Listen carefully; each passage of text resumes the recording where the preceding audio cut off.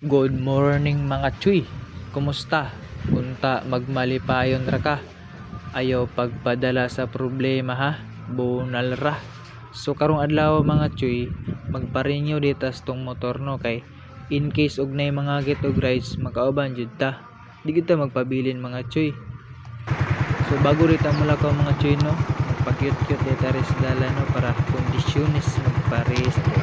Ipakita din ako sa inyo ang OR guys no kung karon sa agyon ma-expire January 22, 2025 isa ma-expire. So karon sa natang bulan na February na karon paglihok. Karon guys no nalita sa emission test matik wa damaha. Matik mura magsi-flash.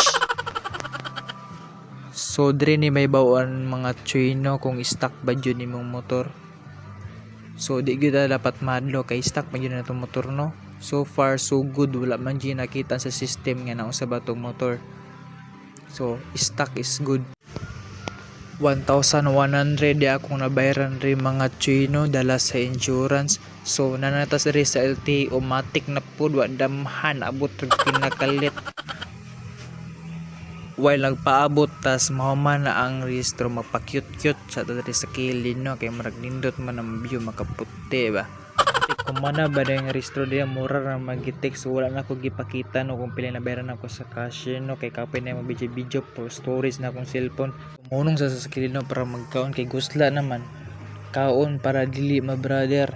Shoutout day ka atin no lami kay mga loto tinapit dito ka skills dalan no na maligya ka gipalitan nga balik 30 ra jud. So karon kay rehistrado man atong motor pangitaw na po nato ang LTO ug SPG ani syempre.